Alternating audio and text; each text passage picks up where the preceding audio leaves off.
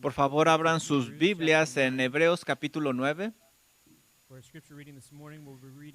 Vamos a leer el capítulo 9, los versículos del 1 al 10. Vamos a ponernos de pie en honor a la palabra de Dios.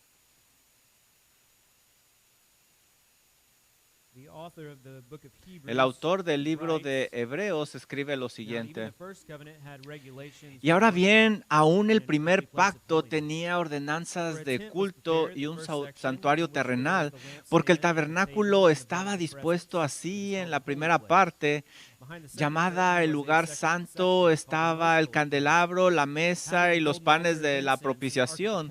Tras el segundo velo estaba la parte del tabernáculo llamada el lugar santísimo, el cual tenía un incienso de oro y el arca del pacto cubierta de oro por todas partes, en la que estaba una urna de oro que contenía el maná, la vara de Aarón que reverdeció y las tablas del pacto, y sobre ella los querubines de gloria que cubrían el propiciatorio, de las cuales cosas no se pueden hablar en detalle. Y así dispuestas estas cosas en la primera parte del tabernáculo, entrando los sacerdotes continuamente para cumplir los oficios del culto. Pero en la segunda parte, solo el sumo sacerdote una vez al año, no sin sangre, la cual ofrece por sí mismo y por los pecados de la ignorancia del pueblo, dando el Espíritu Santo a entender con todo esto que aún no se había manifestado el camino al lugar santísimo, entre tanto que la primera parte del tabernáculo estuviese en pie, lo cual es símbolo para el tiempo presente, según el cual se presentan ofrendas y sacrificios. Pueden tomar asiento.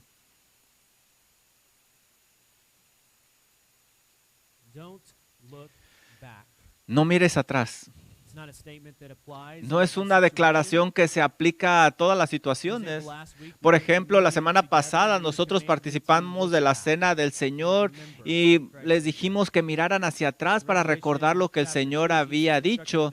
Si lees Apocalipsis capítulo 2, Jesús instruye a la iglesia de Éfeso que mire atrás para recordar su primer amor. En un sentido, como creyentes podemos mirar hacia atrás, pero en otro sentido no debemos de mirar atrás. En un sentido es bueno ver hacia atrás, pero en otro es algo malo. Esto debe de verse dependiendo de cuál sea la situación. Y esto es lo que tiene en mente el autor de Hebreos. Mira al Señor Jesús, abrázate de Él, piensa en lo que Él ha hecho, lo que tienes en Él. Pon tus ojos en el cielo, en ese ministerio, cómo tus pecados han sido perdonados. Pon tus ojos en Cristo, no mires atrás. Imagínense que todos los reyes pusieran todos sus tesoros juntos. Eso sería basura comparado con lo que tenemos en Cristo Jesús. No mires atrás. Y los escritores originales del libro de Hebreos sabían esto, se les estaba explicando y sabían ahora todo lo que tenían en Cristo Jesús, pero ellos estaban pasando por dificultades y también el costo que iba a tener seguir al Señor Jesús. Por esa razón algunos empezaban a mirar hacia atrás. Ellos empezaban a manejar este pensamiento de regresar atrás y a esos rudimentos, a toda esa religiosidad y dejar su fe a un lado. Así es de que el autor de Hebreos capítulo a capítulo les está diciendo que Jesús es superior. Él es superior a cualquier otra cosa. El Señor Jesucristo ha venido, ha pagado por los pecados. No veas atrás. Por eso nosotros leemos en Hebreos capítulo 2, versículo 1, por tanto es necesario que con más diligencia atendamos a las cosas que hemos oído, no sea que nos deslicemos. ¿Cómo escaparemos nosotros si descuidamos, si miramos atrás una salvación tan grande? Una de las ideas más comunes con las que asociamos la palabra fuga o escapar es de una prisión. Por ejemplo, existe la novela del Conde de Montecristo y déjame decirte de qué se trata. Ahí ves tú la cárcel de Alcatraz y ahí se habla de un hombre. Ahí se llama Edmond Dantes. Fue enviado a esta cárcel ahí sufrió durante años en una prisión solitaria hasta que un día él conoce a otro preso que había pasado décadas ahí haciendo un hoyo tratando de escapar, nada más para darse cuenta que no hizo bien los cálculos y terminó él en la celda de Edmond Dantes. Este hombre resulta que era un monje, pero él no solo tenía un gran conocimiento, también tenía un mapa de un tesoro escondido. La historia cuenta que este monje ya anciano murió a través de una serie de circunstancias extraordinarias, pero la muerte del monje llevó a la fuga a Edmond Dantes de Alcatraz, donde finalmente encontró el tesoro y se convirtió en el monte de Montecristo. Y yo te pregunto, piensa en esta ilustración. Qué tonto hubiera sido de Edmond Dantes regresar a prisión después de toda la riqueza que él tenía, después de vivir esta vida completamente diferente. Eso sería muy tonto. Bueno, regresar atrás en una situación así sería muy torpe.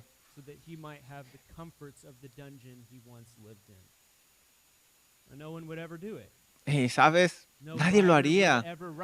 Ni un escritor escribiría una historia así, donde alguien que escapó regresaría a la prisión. Al contrario. Y sabes, esto nos recuerda de lo que estamos hablando. Déjame darte algunas historias verdaderas del Antiguo Testamento acerca de personas que escaparon de una prisión enorme, pero vieron atrás. Mira lo que dice Génesis 19, versículo 15, hablando de Sodoma y Gomorra. Leímos esto. Y al rayar el alba, los ángeles daban prisa a Lot diciendo, levántate, toma tu mujer y tus 2 hijas que se hallan aquí para que no perezcan en el castigo de la ciudad. Y deteniéndose él, los varones asieron de su mano y de la mano de su mujer y de las manos de sus hijas, según la misericordia de Dios para con él, y lo sacaron y lo pusieron fuera de la ciudad. Y cuando los hubieron llevado fuera, dijeron, escapa por tu vida, no mires atrás, ni pares en toda esta llanura, escapa al monte para que no perezcas. Pero nos encontramos con el versículo 26. Entonces la mujer de Lot miró atrás, a espaldas de él, y se volvió estatua de sal. Volviendo después de ese escape, ver atrás, nadie lo hubiera considerado. El Espíritu Santo no miente. Le dijo que después de ese escape no debería de mirar atrás. Pero el juicio llegó a ella. Nuestro Señor Jesucristo nos recuerda en Lucas 17:32. Recuerda a la esposa de Lot. Recuerda a la esposa de Lot porque incluso después de un gran escape, ella miró atrás. Esta es una advertencia que viene de nuestro Señor Jesucristo. Cuando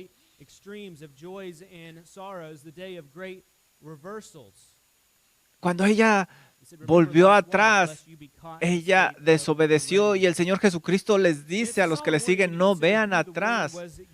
Y nosotros debemos de poner atención porque miren quién está dando esta advertencia. El Señor Jesucristo a sus discípulos les está diciendo que no vean atrás. Les está hablando a Pedro, Santiago y Juan y a muchos otros que lo amaron. Y sin embargo, conociendo su corazón humano, sabía que tal advertencia debía ser dada incluso a ellos porque tendrían la tendencia de mirar. No miren atrás. A veces no individualmente, a veces toda una congregación voltea atrás. Mira lo que dice Números 14. Versículo 1. Entonces toda la congregación gritó y dio voces y el pueblo lloró aquella noche y se quejaron contra Moisés y contra Aarón, todos los hijos de Israel, y les dijo a toda la multitud, ojalá muriéramos en la tierra de Egipto o en el desierto, ojalá muriéramos. ¿Y por qué nos trae Jehová a esta tierra para caer a espada? ¿No sería mejor regresar a Egipto? Y decían uno a otro, designemos un capitán y regresemos a Egipto. ¿Recuerdas otro ejemplo? Demas no solo abandonó a Pablo, sino que también lo hizo toda Asia, como Pablo nos recuerda en 2 Timoteo 1:15. Individuos, congregaciones voltean atrás aún los líderes. Para evidencia de esto, solo tienes que mirar a la historia para ver que muchas iglesias que una vez prosperaron voltearon atrás. Así es de que esta posibilidad está en los oyentes del libro de Hebreos y les está diciendo que no hay un escape fuera del Señor Jesucristo. Ya lo leímos. ¿Cómo escaparemos si descuidamos una salvación tan grande? ¿Cómo escaparemos si descuidamos nuestro único medio de escape? Uno podría escapar de Alcatraz, como lo leímos en esta novela, en esta ilustración que les di, pero hay una prisión de la que nadie va a escapar y ese es el infierno. Nadie podrá escapar del infierno. No se podrá hacer un túnel, no se podrá salir, ningún guardia podrá ser sobornado. La sentencia nunca se retirará. Todos los que un día serán juntamente condenados a tal lugar estarán ahí para siempre. Sería muy tonto, como dijimos en nuestra ilustración de Dantes, regresar a prisión después de haber entendido todo lo que tiene. Lo mismo para los oyentes de Hebreos. Ya entendieron todo lo que tienen en Cristo Jesús, todos esos grandes tesoros. Sería erróneo, tonto regresar atrás. No regreses atrás, no mires atrás. ¿Qué causaría que alguien después de saber lo que tiene en Cristo un día regrese? ¿Qué haría que alguien se alejara de tal salvación, alejarse de Cristo? Simplemente la respuesta es incredulidad, incredulidad. Las dificultades vienen y empiezan a pensar que podría haber otra salida, que posiblemente pueden disfrutar los placeres de este mundo y aún así escapar, que tal vez puedan aferrarse a su pecado y aún así estar bien, que tal vez hay una manera más fácil de escapar que lo que Cristo ofrece. Este es el problema con la audiencia del libro de Hebreos. Habían empezado a pensar que tal vez había otra forma de escapar, que tal vez podrían volver al antiguo pacto, al sacerdocio, y el autor de Hebreos les dice que no hay otra posibilidad. Es muy tonto pensar que se puede regresar.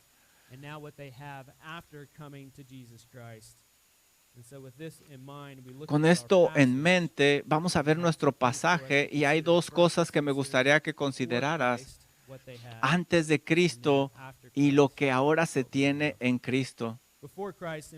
Antes de Cristo, en los versículos del 1 al 10, aquí vemos nosotros una descripción del tabernáculo y las regulaciones que tenían para adorar. Todo lo que tenían bajo el antiguo pacto, ellos, aquí se ve un contraste.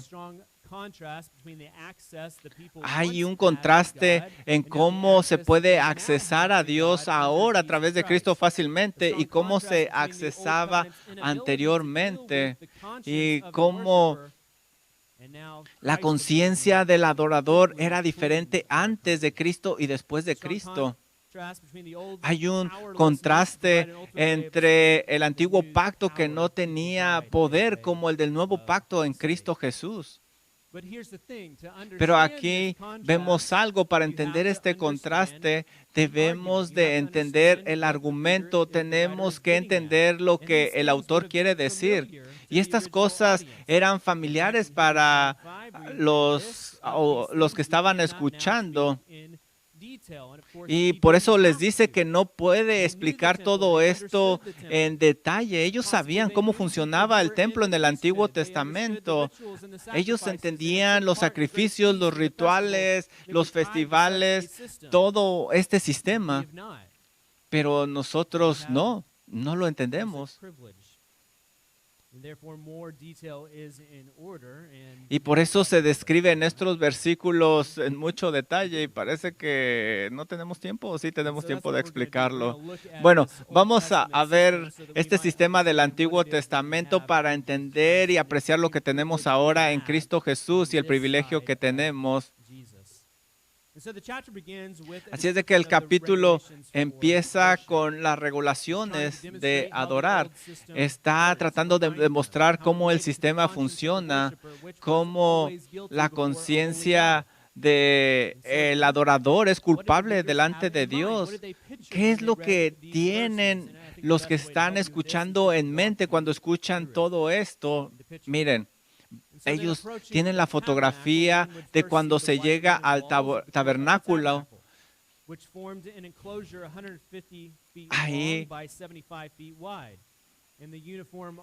Ahí veían a los sacerdotes con sus túnicas, los levitas funcionando, trabajando. Y cuando el adorador entraba ahí al patio, ellos veían un altar de bronce donde se ofrecían los sacrificios. Ahí se llevaba el animal, ahí era donde se sacrificaba, y había sacerdotes de cada lado donde ellos cortaban el sacrificio de los animales. Y ellos agarraban el animal y estaba ahí sacrificándolo. Y ellos esperaban que ese sacrificio fuera aceptado por el Señor por sus pecados. Hasta ahí podía llegar el adorador. Más allá del altar de sacrificio se encontraba el lavacro donde se lavaban las manos, donde se lavaban. Había también unas paredes de lino blanco de corte del tabernáculo que formaban un recinto de 150 pies de largo y 75 pies de ancho. Cuando alguien entraba al patio, inmediatamente estaba frente del altar de bronce y veía todos estos sacrificios, pero no podía pasar más allá. Y después había dos cuartos, uno que se conocía como el lugar santo y el segundo el lugar santísimo. El ministerio en el lugar santísimo era el dominio del sumo sacerdote. Ahí entraba una vez al año, nadie más podía entrar. Había un día que se llamaba el día del sacrificio, solo una vez al año. El sacerdote tenía que prepararse 7 días antes de entrar. El día y noche estaba en el templo. Él tenía que practicar lo que iba a hacer en ese día. No podía hacer un error. Nada podía salir mal. Él tenía que entrar limpio espiritualmente. Y después, cuando llegaba ese día, se ofrecía un sacrificio. En lugar de ponerse sus trajes comunes, él usaba una túnica especial, blanca, que simbolizaba que estaba libre de alguna falta, de algún pecado. Entonces, este era el ritual que se llevaba una vez al año, y el autor de Hebreos quiere recordarles todo esto que ellos tenían que hacer. No había comparación con lo que ahora tenían en Cristo Jesús. Esa es la idea del autor de Hebreos, que la gente tenga en mente toda la sangre que se derramaba, todos esos sacrificios, y para que ellos apreciaran lo que ahora tenían en Cristo Jesús. Ahora con el Señor Jesucristo, ellos tenían acceso por lo que Él ha hecho. Esto es lo que quiere el autor de Hebreos, que los lectores se den cuenta. ¿Por qué quieres regresar a los rituales anteriores que no te llevan al Señor? A Dios. Jesucristo te provee un acceso directo. Puedes entrar al lugar santísimo por lo que el Señor Jesucristo ha hecho por ti. No hay acceso fuera de Él, solo en Él. ¿Para qué regresar atrás? Hebreos 9:9 dice: lo cual es símbolo para el tiempo presente, según el cual se presentan ofrendas y sacrificios que no pueden hacer perfecto en cuanto a la conciencia al que practica este culto. Él quiere que relacionen todo esto, que este sistema no tiene ninguna habilidad de limpiar la conciencia. Estos rituales no pueden quitar la culpabilidad, no pueden quitar el miedo al castigo. En otras palabras, no pueden hacer que se tenga compañerismo con Dios. Todos estos rituales eran simplemente para lo exterior, era un símbolo nada más. Pero Dios no solo miraba lo exterior, sino lo interior. Él ve el corazón. Y Dios ha puesto la conciencia en nosotros para que nosotros nos acerquemos a Él, nos demos cuenta que no estamos listos, que necesitamos al Señor. Esa conciencia no estaría limpia en el Antiguo Testamento.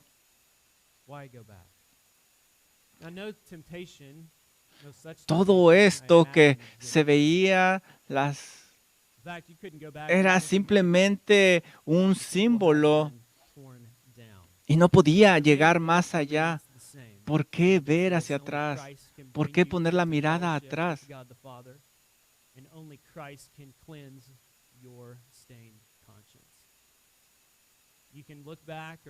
Tú pudieras regresar si tú quieres, pero el templo ya se ha caído. Pero la realidad es que solo el Señor Jesús te puede llevar a tener compañerismo con Dios el Padre y solo Él te puede limpiar tu conciencia. Tú puedes tratar cualquier cosa que tú quieras, pero tu conciencia seguirá sucia. Aquellos que están en Cristo, ¿recuerdan la conciencia, la culpabilidad que tenían? ¿Recuerdas todas esas cosas que no se pueden quitar por más que intentas?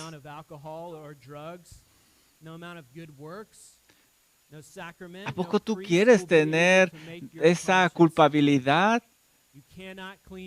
¿A poco tú quieres cargar todo eso? ¿No es mejor estar delante de Dios limpio? Solo Cristo puede llevarte a ese lugar.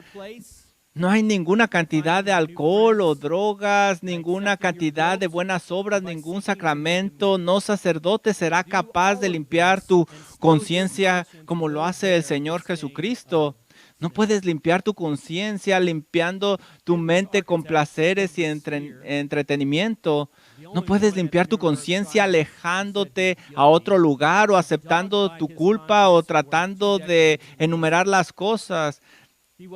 Siempre tu conciencia va a estar sucia de pecado fuera del Señor Jesucristo.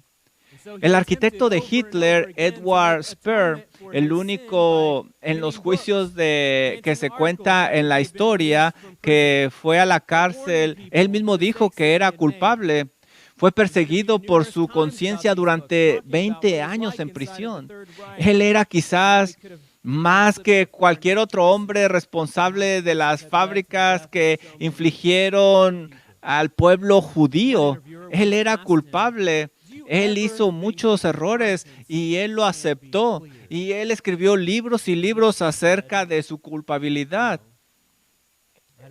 Y él explicaba cómo tomó decisiones erróneas y cómo su conciencia estaba cargada una y otra vez. Y alguien le preguntó, ¿alguna vez crees que tu conciencia se limpiará? A lo que él dijo, no. No creo que sea posible, no creo que se limpie. Durante 35 años este hombre había aceptado toda la responsabilidad de su crimen. Sus escritos estaban llenos de contradicciones, advertencias a los demás para alertarlos, pero su conciencia no se limpió. Los dictadores los padres, los niños, los que van a la iglesia, los que no pertenecen a la iglesia, todos grandes pecadores y pequeños pecadores tienen el mismo problema. Todos tienen una conciencia que no se puede limpiar a menos que vengan a los pies del Señor Jesucristo. Y es lo que el autor de Hebreos les está diciendo: no regresen, no regresen, no hay perdón fuera del Señor Jesucristo, no importa cuánto intentes, no importa todo lo que trates de hacer, no hay perdón de pecados fuera del Señor Jesucristo. La Biblia nos enseña que la conciencia es un regalo de parte de Dios para nosotros. Nos está diciendo que necesitamos un perdón, que necesitamos ser limpiados. Por eso te pregunto en esta mañana, ¿cómo está tu conciencia? ¿Qué es lo que te dice? ¿Has sido limpiada por el Señor Jesucristo? ¿Has dado tu conciencia al Señor Jesucristo? ¿O se la has dado a alguien más? Porque solo el Señor Jesucristo puede limpiar tu conciencia. ¿Tú piensas que vas a dormir mejor si se lo das a alguien más? No, dáselo al Señor Jesús y solo así dormirás tranquilo, porque solo su sangre puede limpiarte de todo pecado. Todos esos sacrificios, todo ese ritual del antiguo pacto, esos lavamientos simplemente eran un símbolo, eran nada más para lo externo. Ellos limpiaban lo externo, pero no lo interno. Como dice el versículo número 10, impuestas hasta el tiempo de reforma de las cosas, es decir, solo hasta que el Mesías había venido a restaurar las cosas, solo hasta el momento señalado en que Cristo limpiara nuestras conciencias y las hiciera perfectas y limpias. Volver a la vida antes de Cristo, ya sea en ese sistema de sacrificios o un sistema mundano o cualquier otro sistema, te llevará a la culpa y a la vergüenza. No te va a poder acercar a Dios. Este es el lugar donde el pecado no tiene poder. Y sabes, ¿qué ventaja tenían estos lectores de Hebreos? Ellos están leyendo lo mismo que estamos leyendo nosotros en esta mañana. Ellos vivieron en un tiempo de claridad donde entendían todo esto, donde se daban cuenta que el Antiguo Testamento simplemente era una simbología. ¿Por qué regresar atrás? Deberían ellos de apreciar y considerar todo lo que tenían en Cristo Jesús. Y eso nos lleva a nuestro segundo punto, la vida después de Cristo. En el momento en que alguien da su vida al Señor Jesús, se traza una línea para que su vida se divida antes y después. Así que entonces, después de haber mirado hacia atrás en lo que era antes de Cristo para sus lectores judíos, el autor ahora dirige su atención hacia el Señor Jesucristo.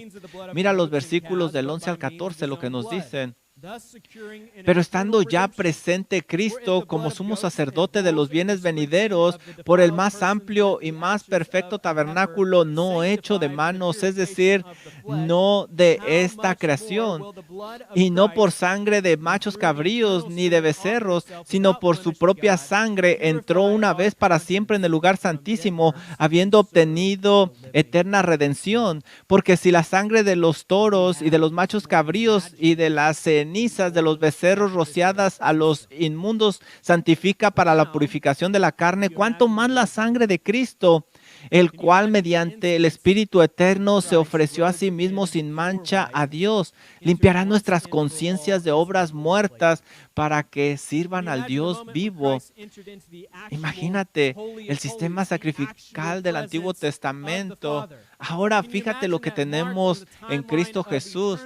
Imagínate el instante en que el Señor Jesús entró al lugar santísimo. ¿Puedes imaginar al Señor Jesucristo entrar ahí, su presencia delante del Padre?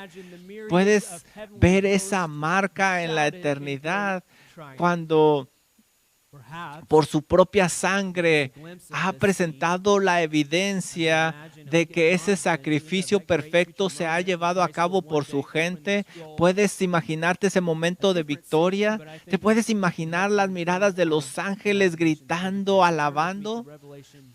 Tal vez podamos dar un vistazo cómo podría haber sido esa escena a partir de Apocalipsis, donde Juan describe que se abre el rollo y se abren los 7 sellos.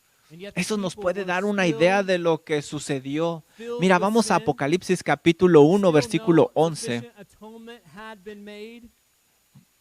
Después de todos los años que han pasado, todos esos sacrificios que se llevaron a cabo, todos estos sacerdotes, la gente con el pecado, todavía no había un sacrificio perfecto hasta que Cristo entró al cielo. Imagínate esta escena, cómo se nos describe en Apocalipsis 5. Y miré y oí la voz de muchos ángeles alrededor del trono y de los seres vivientes y de los ancianos, y su número era millones de millones, el que decía a gran voz: el Cordero que fue inmolado es digno de tomar poder, las riquezas, la sabiduría, la fortaleza, la honra, la gloria y la alabanza. Y todo lo creado que está en el cielo y sobre la tierra, debajo de la tierra y en el mar, y a todas las cosas que en ellos hay, oí decir: el que está sentado en el trono y al Cordero sea la alabanza, la honra, la gloria y el poder por los siglos de los siglos. Amén. Y los 4 seres vivientes decían: amén. No podemos imaginar algo mejor que esto. ¿Por qué hubo esta reacción así? Porque el Hijo de Dios, que había dejado el cielo para buscar el rebaño que se había perdido, había regresado en victoria. Él regresó victorioso, entrando, como dice Hebreos 9:12 en nuestro texto, entró una vez para siempre en el lugar santísimo, habiendo obtenido eterna redención, no por sacrificios de animales, sino por su propia sangre, y así aseguró la redención eterna. Su Hijo ha regresado victorioso para ser coronado como el Rey, y ese trono estaría estable para siempre y será estable para todos aquellos que creen en Él. El Salmo 2 nos dice acerca de esta coronación: ahora pues, oh reyes, sed prudentes, admitid amonestación, jueces de la tierra, servir a Jehová con temor y alegraos con temblor, honrar al Hijo para que no se enoje y perezcáis en el camino, pues inflama de pronto su ira, pero bienaventurados todos los que en Él confían. ¿Por qué? Porque Él hizo un sacrificio completo, donde se han cubierto los pecados eternamente. El Señor Jesucristo lo ha asegurado por su propia sangre. Hay redención. En el Antiguo Testamento, la redención está relacionada con la Pascua, con el jubileo y con la liberación de Egipto. Pero estos acontecimientos no eran eternos, ni permanecieron seguros para siempre.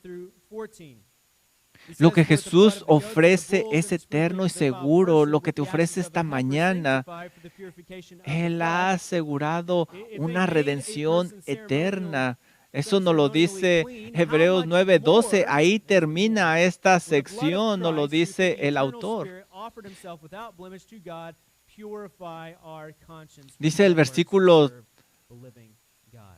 13 de Hebreos 9, porque si la sangre de los toros y de los machos cabríos y las cenizas de los becerros rociados a los inmundos santifica para la purificación de la carne, cuánto más la sangre de Cristo, el cual mediante el Espíritu eterno se ofreció a sí mismo sin mancha a Dios, limpiando vuestras conciencias de obras muertas para que sirváis al Dios vivo.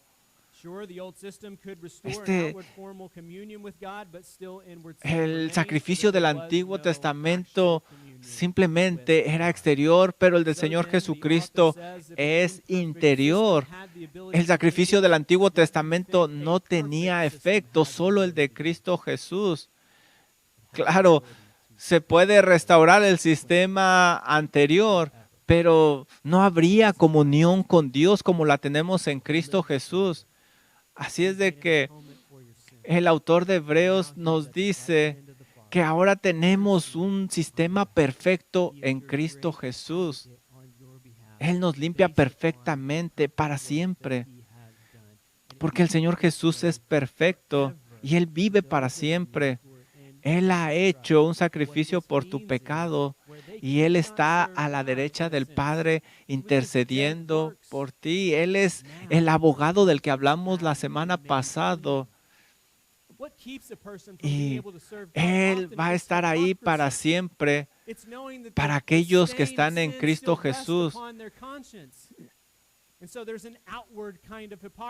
Imagínate, el sistema del Antiguo Testamento simplemente era un sistema de muerte, pero ahora hemos sido limpiados. ¿Qué detiene a una persona de servir al Señor, de seguir con Él y de tener una limpieza tranquila? Simplemente no lo ha entendido. A lo mejor es hipocresía, no comprende todo lo que tiene en Cristo Jesús. No solo eso, si nosotros pecamos, Juan nos dice que tenemos un abogado, todavía podemos servir a Dios. Ya no hacemos obras muertas, son obras vivas, porque el Señor Jesús está vivo intercediendo por nosotros a la diestra de Dios. Podemos servirle con confianza, con gozo por lo que Jesús ha hecho.